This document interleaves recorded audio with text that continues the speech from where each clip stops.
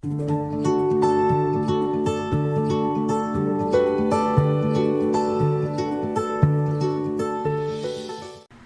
and welcome everyone to another episode of Coffee Chat. Today, Final Fantasy XVI's review by me. Yay! So, I will say this right out of the bat, and I'll probably say it a couple more times. My biggest issue with the game is just the amount of cinematics and how sometimes it pulls you out of the, experience is the way I would say it. But sometimes, like, right after you get out of combat, it goes right to a cutscene that's like 20 minutes long. Feels 20 minutes long. Or you take 5 steps and it's a cutscene. And yes, I know people call them movie games or walking simulators, but yes, that is my biggest issue.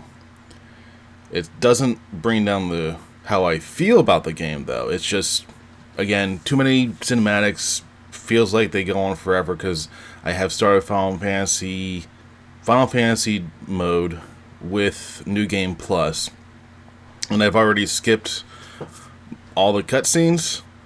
I'm already at Garuda again within an hour, and if you watch the videos, that takes about 2-3 hours in game with the cinematics. So yeah, it's a lot of cinematics. The cinematics are very long, but again, doesn't take away from the game. So just wanted to get that out of the way. Still a great game. I still enjoy the combat. I enjoy the story. There's a few hiccups here and there that bug me, mostly about Ultima himself, but I'll get to that later. I'm not going to do a full story breakdown. If you guys watched any of my videos or anyone else's videos, you know what the story is. First story about revenge for the death of a brother, coming to the realization you're the one who killed the brother, and then choosing to save the world by destroying what everyone believes is the source of the blight, the troubles and woes of the world. And then just saving the world in general. Woohoo! I do like how each section of the game is kind of divided into something like that. Like the first part, obviously, with the awakening of Ifrit, the prologue, worked out really well. Definitely set up Annabelle as the bitch that everyone wants to kill because she betrayed everyone. I didn't get the point of the branded at first, but then later on I was like, oh, these are magic users. That's why they're so hated. And yes, sometimes it does take me a little bit to figure things out, like, again, with Ultima. But I'll get to that later. Let's see, after the death of Joshua and waking back up during the Titan Shiva fight, I like that sequence. Very, it did show the power of the two icons. Saving Jill, and with Clive recognizing her after 13 years, I thought was pretty cool. I didn't recognize her at first, and I was like, oh, wait, I know her. It's like, oh, it's the girl. And then the emergence of Sid. Yeah, a pretty good intro. I think the only thing I didn't like about Sid was I'm so used to Sid being the inventor, the mechanic, the guy who always builds stuff. I mean, even in Final Fantasy XV, when it was older Sid who was pretty much retired and Cindy was the mechanic, he still helped knock with some mechanical weaponry and stuff like that. So I didn't quite get this Sid just being the rebel leader.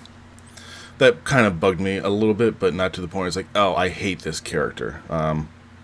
When he was explaining what his plans was, it's like, oh, I can get behind that. I think he's a pretty cool guy. Another Final Fantasy staple character that wasn't present that I noticed was Biggs and Wedge. I thought that was a little weird as well, but new Final Fantasy, so forgiven. And then after he dies and Mid comes in, and you start learning a little bit more about Sid through like journal entries and stuff like that. It does say that Sid was the creative, inventive type, but I think it would have been cooler, well, more in character if we saw him or him talk about it while he was alive or within the game, instead of just having Mid going, me and my dad, we used to work on this ship together, and we called it the Enterprise.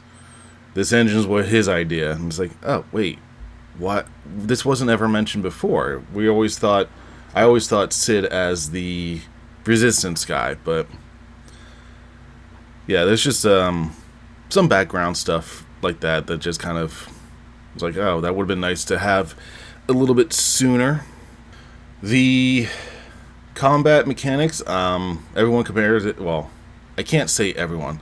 The people I saw compared it to Devil May Cry, and yes, this is similar mechanics, but I felt this one was a little bit smoother. I wish this game had a block button besides Titan's ability after you get his, because I've seen any of my videos, you saw how bad I was at dodging, and I even had the evasive assist timing, whatever, of a sex accessory on. I'm not a big fan of dodging only. I would prefer to have a block feature, but switching between the different icon abilities and in addition to the combat, it did make it feel a little more fluid. And when I was on the hunts, I would put on the, you push square button and it does the auto attack thing, which I admit I forgot to take off during the final battle. But watching that combat, it seemed very flashy and very smooth. Of course, I would forget that I have to stop pushing X for the hunts and take less, let the guy evade, which is why I had so much more issues with the hunt fights than I did with the regular boss fights. Because I gotta admit, the Behemoth King fight, the last hunt, that almost killed me about 3-4 times, whereas, say, like Odin or even Ultima himself didn't really have to do too much, maybe a health potion here and there, but yeah, no, the Behemoth King fight, I almost had to use the KO potion, like the Phoenix Feather effect item. Well, almost kicked in a couple of times, so I was like, oh shit. So I can't wait to try that fight on the Final Fantasy mode with everything. And then there's still one more, isn't there? There's like another difficulty. Ugh. But yeah. Then after Clive joined Sid in his adventures, trying to figure out who the second icon of flame was with Ifrit, I did like the mystery of like who was the guy in the hood, and how they kept Joshua in the hood, and then his reveal after Clive was going to Phoenix Gate is like, wait, what's going on? And then obviously after, what was it, Titan, we see Ultima appear from the original guy from the Phoenix Gate in the robe with the hood. So we know Ultima was actually the being in the hood, not Joshua. Though I would say, why does Square keep putting like people who are not the bad guys in the attire of the bad guys? It doesn't quite make sense to me, but that's just me and my unimaginative brain. Woo! Yeah, so when they revealed Joshua would still be alive, but he was keeping his distance from Clive, I was like, oh, that's sad. We don't want that. We want the brothers to reunite. We want Clive to get closure that he didn't actually kill Joshua, and we didn't really get that until the Typhoon fight, and then more so for the Bahamut fight, because after the Typhoon fight, Clive was like, wait, is that really him? I have one of his feathers, that had to be him.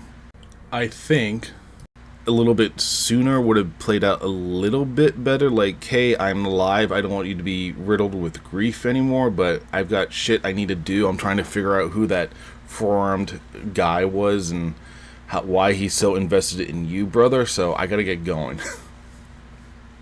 I think that would have been a little bit better, in my humbled opinion, of course. But I will say one theory I had early on about when Clive took one of the phoenix feathers. I was thinking maybe later in the story he would have to make a choice. Say like Jill or Joshua got injured at the same time, both were life-threatening, and Clive had to choose which one to save with the feather. Because I'm so used to being the revive item, the Phoenix Down, or the Tough of Phoenix Down, being the revive item, and he only had one, and even Joshua said the power of the Phoenix can't revive someone who's dead, but they can revive, like, heal them. So that was just a theory I had. Obviously, it turned out not to happen, which probably was the smarter choice. But back to the story. The point after Sid dies and Clive takes up his name, I didn't get why it was so important for Sid to be the leader of the resistance. It could have been Sid sacrificed himself to help break the cycle of the mother crystals and has entrusted Clive with it, but I didn't think Sid was a huge name via the whole world that Clive had to take up his name. It's like, again, I'm not 100% sure on the lore of this, but it would be like Little John taking up Robin Hood's name after Robin Hood got killed, and the only people who knew about it was like Little John and one other merry man. So, I don't know, that's my opinion. Could have just been Clive the entire time. I did like the two different versions of the Hideout. The cave one, I liked the cave simply because it seemed a little more sensible. Like, hey, we're the resistance, we're going to hide in a cave. And then Titan destroys it and we go on a boat that's just out on this lake. But if the cave was in the middle of the Deadlands where no magic or ether was around, how did Kupka turn into Titan? Small things like that, that's just what does the story for me. It's like, oh, wait, this doesn't make sense. I thought they couldn't use magic, and to turn to Prime, as it's called, you need a shit ton of ether, right? And I would imagine Titan probably needs more ether than the other icons, just simply because of his sheer size. But it did build up the point of why Kupka is one of the most hated icon users out there, dominants out there. Before that, though, with Benedicta, I think she could have done with a little more backstory, other than the flashback we got with Sid saving her, than her being with Odin's dominant. I keep forgetting Barbatus. Yeah. Odin's dominant, and then tricking, like using her body to win over Titan's allegiance. I don't know. It's just the flashback with Sid saving her from whatever situation she was in, with right before she turned into Garuda. I think if we were to have a little more sympathy for her, we could have, like, it could have been more flashbacks where it was like Sid saved her, they go to Wylud, and Sid's like, hey, I don't trust the king. I hate to ask you this of you, but can you use your body to get information from him, or like maybe show Sid not to be the pure resistance leader trying to help the world as he's trying to portray himself as. Like, something slightly darker, I guess. And that would be why she hates him even more. Not just because he left Wailu to destroy the Mother Crystals. Like, obviously there's a lot of hatred between Cid, Benedicta towards Cid. Like, he could have forced her to become what she was. And then just kind of like at the end realized that she still loved him and didn't want any of this to happen. Personal opinion, but it took me after her death, it took me a little bit to figure out who beheaded her and sent the box to Kupka. And entirely too long, especially after realizing how Odin and Scepter, whatever that guy's name is, how you pronounce it, I should say, how twisted they were to get Clive to get all the icons. Took me a little bit to realize that, they beheaded her, and they're the ones that sent the box to Kupka. Every time I say Kupka, I want to say Kupka. Koopa, like Bowser. Every time I heard that in the game, it's like, Kupka's dead. Kupka's dead. It's like, oh, Bowser's dead? Bowser's dead? Oh, shit. So, but yeah, building up Kupka to be a huge villain with his revenge taken and wanted to take Cid out, and then finding out that Clive is the one that did it. The whole battle at Roslyn inside the castle where Clive and Kupka faced off is like, oh, that's cool. Kind of wish it was a little sooner, but after the fight, I was like, oh, this could have been pushed out a little bit later. Like, it could have been after the Bahamut fight. Like, could have been this I don't want to say super drawn out revenge streak, but it could have been a little more played out, like after Annabelle finds out Clive is Ifrit and that Josh was alive still. It could have been that she finally, I say snap, but she did snap and took her own life. But she could have snapped and said, oh no, I actually did sell out my son to this maniac, and Clive can be like, wait, what do you mean? And that's when she reveals that she's the one who sent Kupka after him. I like each individual section of the story and how it builds up and how it does all go to the end. I like the boss fights. I do remember them reading that each fight was going to be unique. And then obviously when you're fighting the dominants in their semi-prime state, it's pretty much the same, just different moves. But each icon fight themselves were different. You don't get the same feel as the first icon fight, like when you're fighting as Phoenix versus Ifrit, as you do, say, like Ifrit versus Garuda, or even Titan. God, that fight was awesome.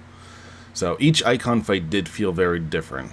I mean, when you're on the ground and you're using the same buttons over and over again, yeah, it's a little different, but when you get to the different points of the stages, it does feel very different.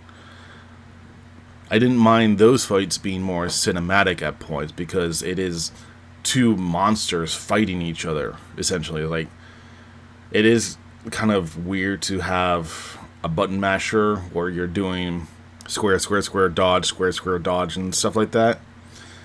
They could have used, for this game, for that instance, I would say more QE, quick time events, QTEE. I don't know why I have issues saying that. For those fights, simply because, again, two monsters fighting, it's just slash, slash, slash, dodge, slash.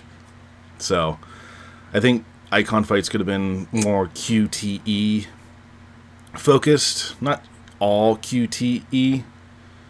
I'm just going to say quick time events. It's so much easier for me to say. They could have been more quick time events, in my opinion, just to feel more cinematic for those fights.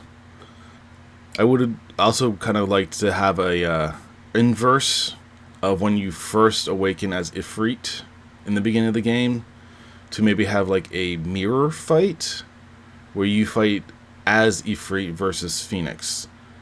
Like, that would be an interesting perspective to switch things around. Like, hey, I just woke up, there's this monster of a bird attacking me, I'm gonna defend myself or whatever. And then the Bahamut fight where you get to fight as Phoenix again, I was like, oh, cool, neat. Wasn't expecting it, but it made sense since it's two creatures that can fly. So Ifrit Risen, I thought was a weird name, but then when I saw Ifrit Risen, and I remember the imagery of the creature from Phoenix Gate when you fight Shadow Clive to realize you are Ifrit and all that. I was like, this creature looks very familiar to that. Something's not right. And I thought it was going to be like a devil creature. Like, this creature is a devil. Creature is absorbing all the icons now.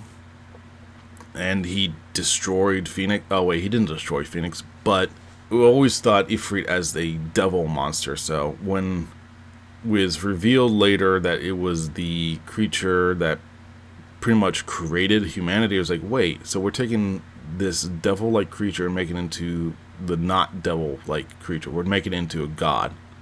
Okay. I thought it was an interesting twist, I guess. Not really a twist, but the Odin fight, I think, was the most disappointing one.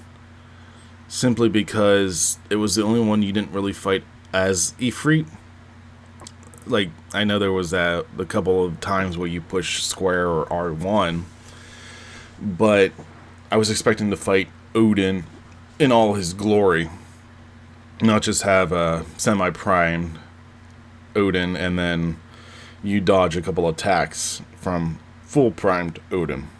But I liked his character as he was so focused on trying to get Ultima's goal accomplished, because he was tricked into thinking he would be joining Ultima in paradise with all those who sacrificed themselves for it. I kind of like that. His utter focus, his dedication to trying to please Ultima. Ultimately failing, because Ultima didn't give a shit about him. But I can appreciate his design, the way his character was focused and created and all that. I thought when he was at Titan's death in that area, I keep forgetting what that, Drake's breath? Whatever that crystal was called. I thought maybe obviously he did know everything. I thought he knew about Ultima, Mythos, and all that, and before I got any further, I had to stop playing and get ready for work. But I thought maybe he was trying to undermine Ultima, especially when we started learning a little bit more about the Mythos and Ultima and his goal. I thought maybe it was like, oh, he could not like Ultima because he wasn't chosen to be Mythos before. Again, my weird headcanon, my weird theories that was like, oh, it could have been that Odin was trying to undermine Ultima the entire time because he was rejected despite his faith, his belief. But no, what they did with Odin was a lot better, lot better than my idea. Usually is. And then the Ultima fights themselves. I liked the fights. I liked the background and Ultima trying to break Clive to make it so that he didn't have his own mind, his own free will, that Ultima could take over. I think for me, Ultima is not too generic of a bad guy, but a generic bad guy nonetheless. He was basically the mirror opposite of Clive, where Ultima, even with all of his different parts, his personalities, whatever, he was ultimately alone and just thought himself as a god, even though, I guess technically he was a god. Clive, on the other hand, he didn't want the powers. He didn't want the godliness. He didn't want to do what he did. Well, he wanted to save his world, whereas Ultima wanted to destroy the world to save his own. Clive just wanted to see his people free and all that, and he wasn't alone. Took him a bit to figure out he didn't have to do everything by himself, but ultimately at the end he realized, yeah, thanks Joshua, you're right, I didn't need to be alone in all my endeavors, and I was never alone. Whereas Ultima was alone with all his different parts.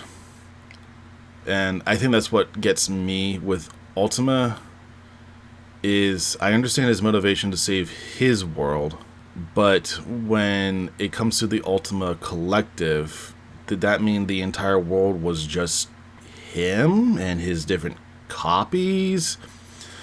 Were there other creatures? It just happened to be that Ultima is the one that came to Valistila.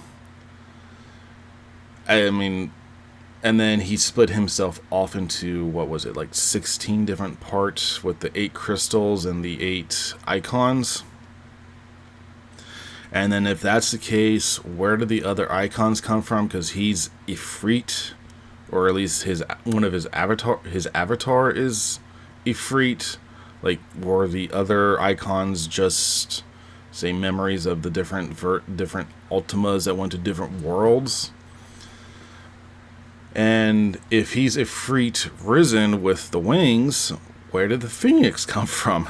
Like, I'm sure there are other videos, and there's going to be information with the Final Fantasy XVI Ultimata book coming out where it explains these stuff, but it's like, for me, it just raises questions like, how did Ultima end up, like, just, I don't know.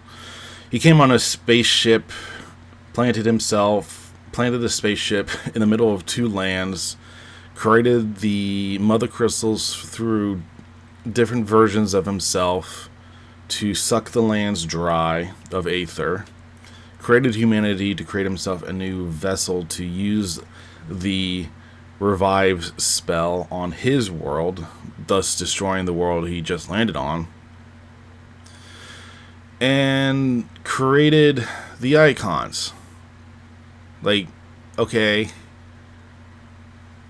just again, it was, where did the ideas for the icons come from? Just the different elements, and he was waiting for thousands of years for his particular icon to reappear, saying, hey, this is the one, this is the vessel you need, kind of thing.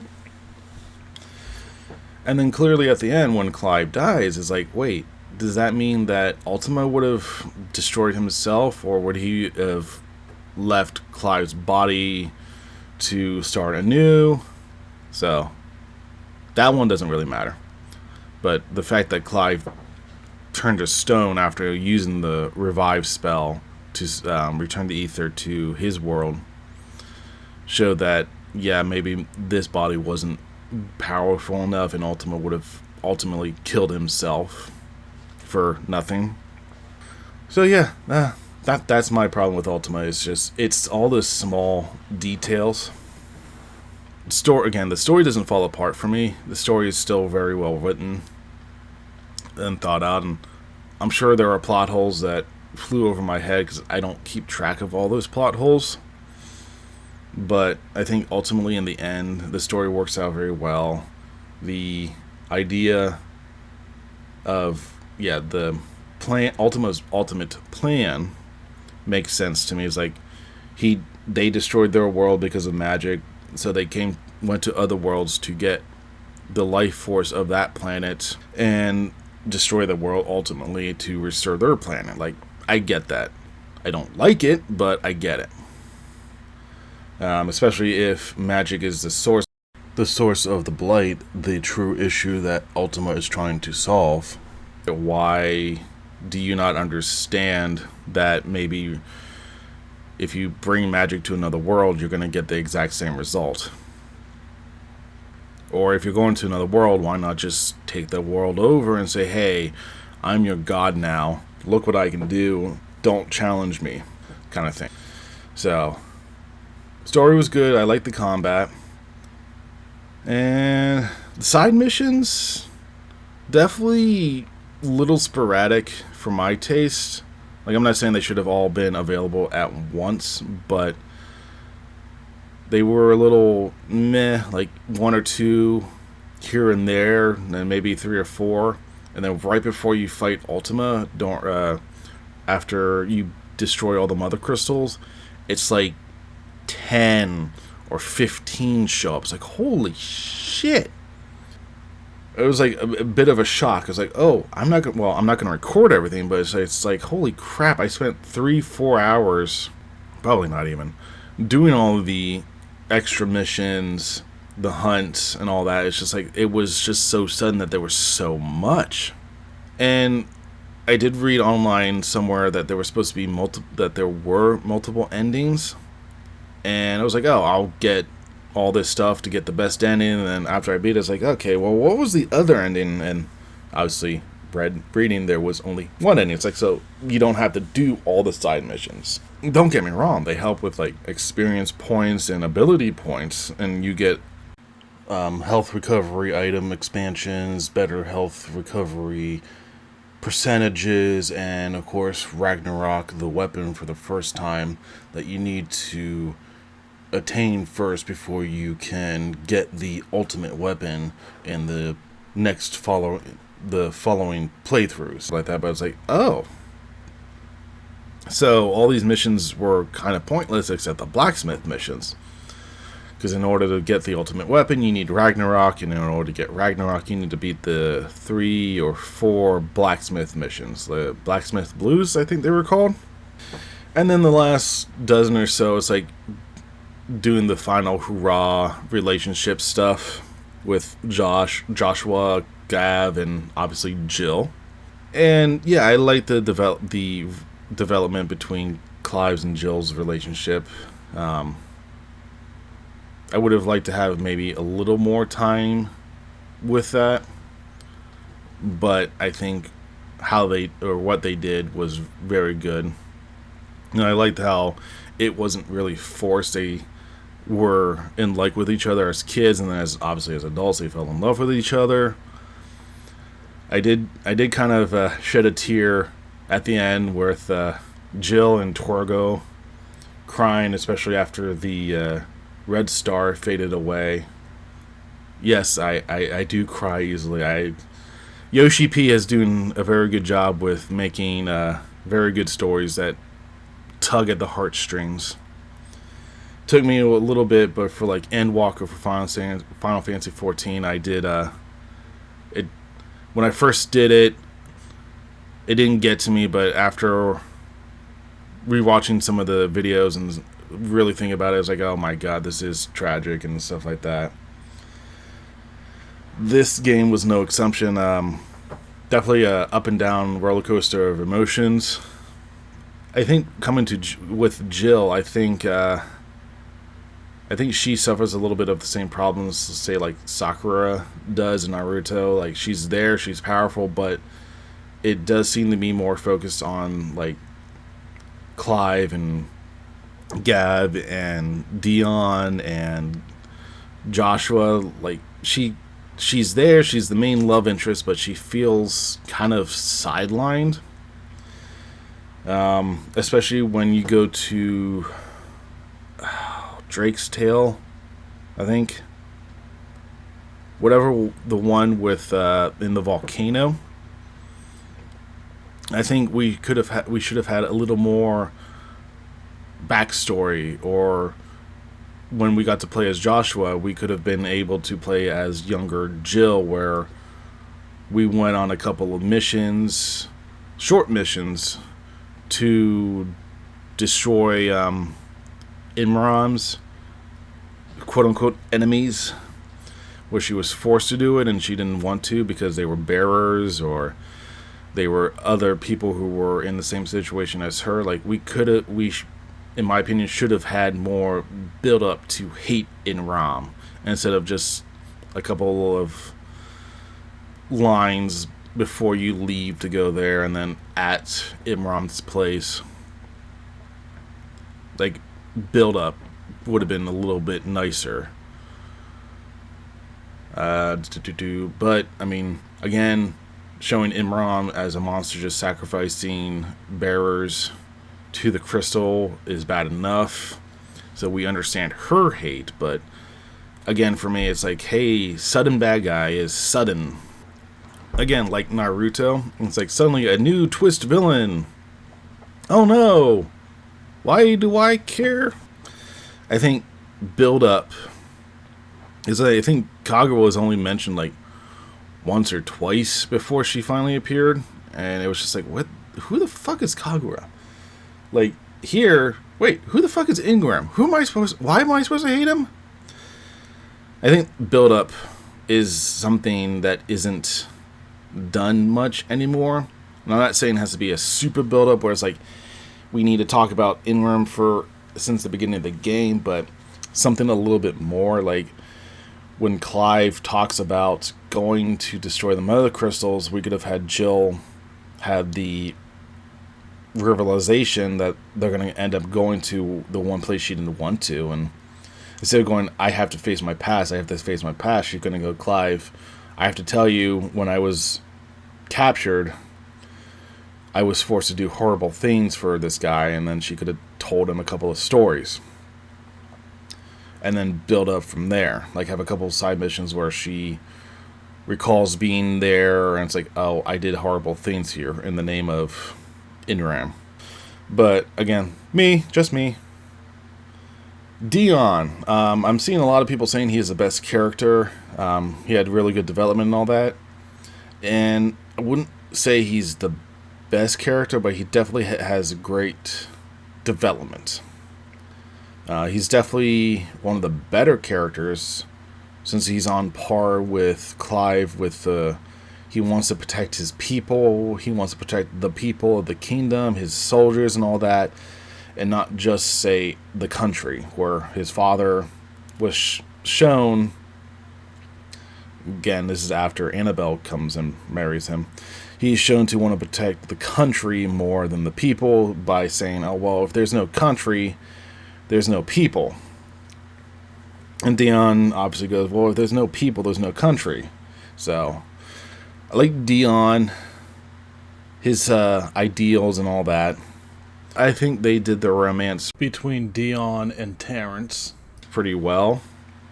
They kept it more or less private, because I know a little bit from what I understand of the Japanese culture, putting stuff like that publicly is a little bit, not taboo, but it's not like it is here in the United States, where it's like, oh, you have to have that.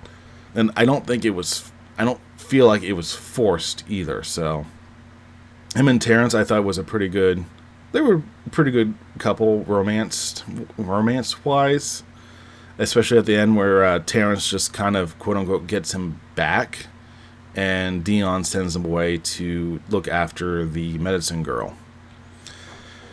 And I thought it would have been cool if Terrence was able to rejoin with Dion one last time at the hideout before they left for Origin, just to add a little bit of closure. Maybe the medicine girl was there as well, but obviously that didn't happen, and we just kind of left it open. I've read some theories that Terrence adopted the little girl because that's what Dion wanted, and I'm not sure if I agree with that one, but it's a interesting theory. Who else? No, I think that's basically all the main characters. I like Gab's development, especially after his final side mission, where you learn that how much of his life was a little more tragic, with his family being slaughtered, and right after he became a big brother, and how excited he was for the lady from Wailu to give birth. And he's like, oh, I'm having a child. I don't think that's quite how it works. I know. I just always wanted to be a big brother. And it's like, oh, well, that's cool. And then learning what happened to his family, I was like, oh, that sucks. And after the ending, and Jill runs out crying from the infirmary, and Gav cries, and I still get touched by that. Losing his best friend, and knowing that the world is now the child's, and he gets to be Uncle Gav. Yeah, I liked his arc. The ending, I mean, like I said, I get a little emotional rewatching the videos a little bit, because I do think Jill deserved a little bit of a happy ending, but I understand that the old stories, like how Clive was always reading, would always end up in the ultimate sacrifice, and ultimately saving his world by sacrificing himself was kind of what Clive knew was going to happen. But it still sucks. I didn't leave it open-ended either, which I'm happy about, where some games is like, what happened next? Did he survive? And I like the finality of it, I think is the word I'm looking for. Where it's like, hey, there is really no more to the story. The world is safe. Ultima is no longer here. The Blight is gone. And a book was written with the name of Joshua Rensfield. And I'm under the belief, I'm in the camp that Joshua and both Joshua and Clive passed. They're not around. There are people saying, oh, well, Clive revived him you at the end with the Phoenix power. And I mean, even Clive admitted that even Ultima's magic wasn't enough.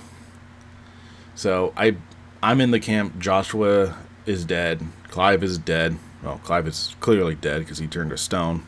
But I don't think Joshua was brought back, because the way they were showing all the deaths and the revives, it doesn't really, doesn't leave too much room for mystery. I think the only mystery was with Joshua in the beginning, because it had to be vague. But the end was pretty much saying, yeah, no, it's over, it's done with. Besides, how would have Joshua survived the fall? I was surprised Clive survived the fall from Origin after it dissipated. But now people are talking about possible DLC. Now, I'm going to say this. I don't think the game needs DLC.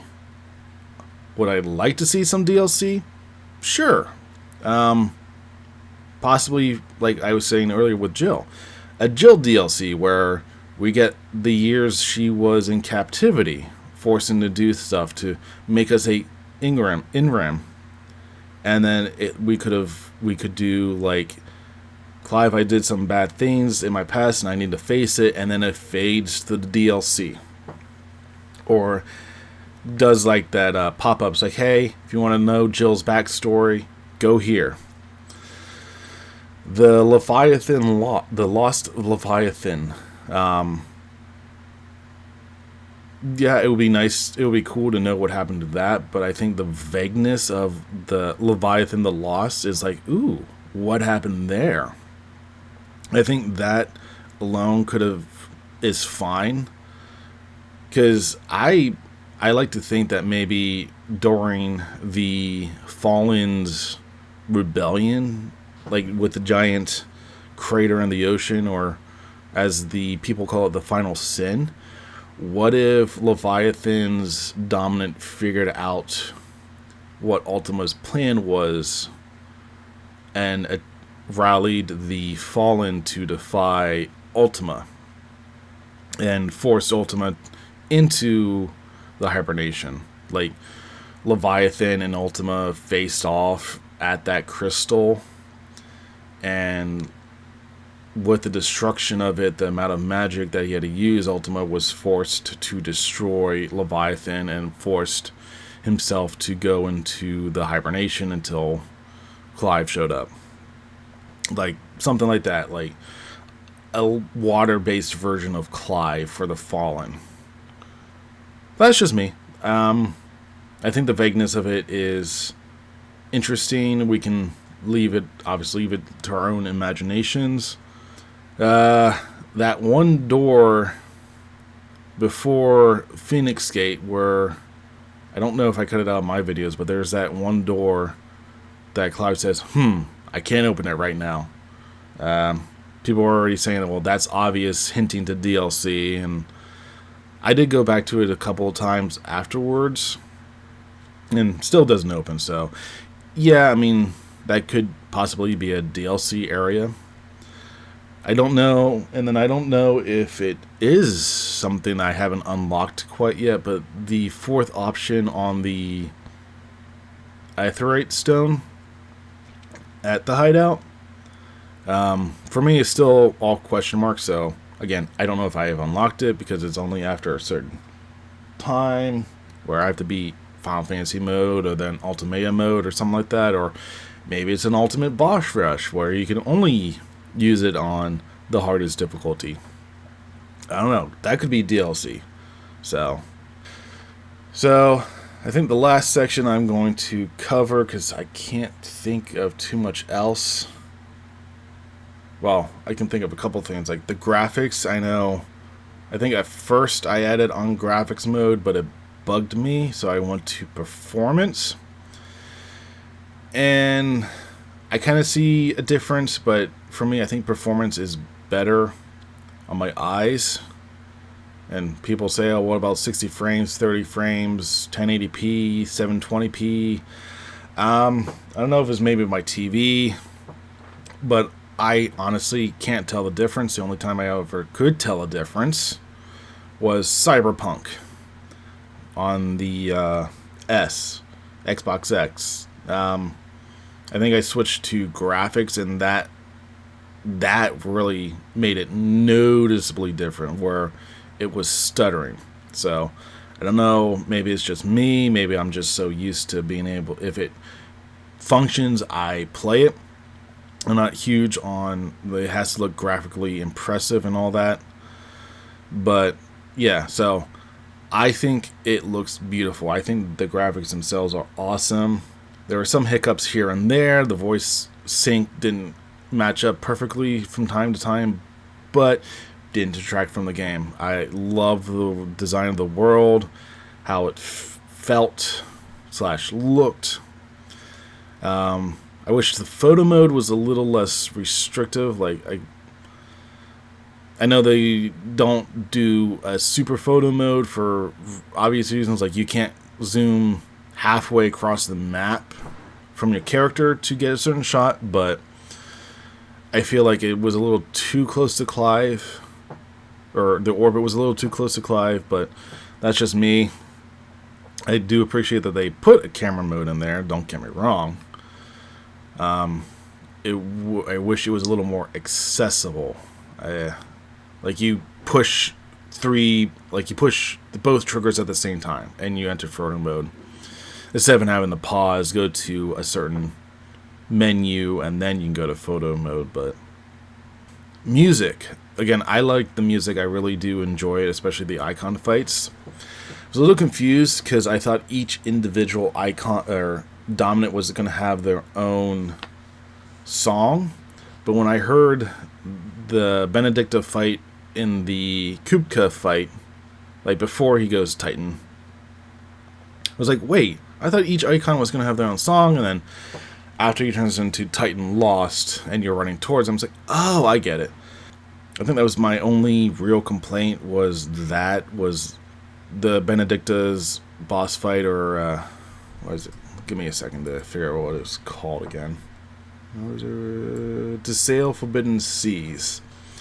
I'm not like utterly disappointed, but I was like, oh, this just kind of feels like a cheap cop-out, but the song itself is very good. I'm not going to say it's a terrible song, but I was almost hoping that each icon would have, or each semi-primed dominant would have had their own song. But I will say a little bit of confusion on my end for the album itself was because it's the Benedicta fight when you first fight her. I thought it would have been closer to the other Benedicta fight, Control. And I was looking for the song. I was like, where is it? Where is it? Where is it? And it's... I think it's kind of funny. She doesn't even get her own song at her spot. The Sail for Burden Seas is literally during the Kupka arc of the soundtrack, right after King of the World, where Kupka is taunting Clive about how his throne is nothing, that's empty, and he ends up destroying it in the game. I was like, oh shit. But yeah, that's just my minor complaint. It's nothing major at all. So alright, anyway, I really did enjoy this game. Like I said in the beginning, my biggest complaint is the sheer amount of cinematics. Doesn't take away from the ultimate quote-unquote score of the game for me. The minor details about Ultima and the icons themselves, again, it's annoyance that I don't personally know it, and I'm too, I don't know, silly-brained to figure it out. But doesn't take away from the ultimate score of the game. I do recommend getting this game if you don't want to have another game where it's mostly cutscenes. Watch any other gameplay. Watch any gameplay of it. I'm actually thinking about possibly doing cutscenes only, or cutting down the fights where it's mostly the cutscenes or story mode. That's going to take forever though, so I don't know if I'm going to do that. I'm working on other stuff right now, like Tears of the Kingdom. I'm enjoying that. Final Fantasy XIV, obviously I gotta get back to doing that. I gotta restart one of my sections because Upgraded Fimora destroyed or deleted all the previous projects I was working on. So yeah, got a few things going on. I got other reviews I want to do as well with, like, well, I'll talk about those later. But yeah, so thank you guys for listening, and I'll talk to you later. See ya.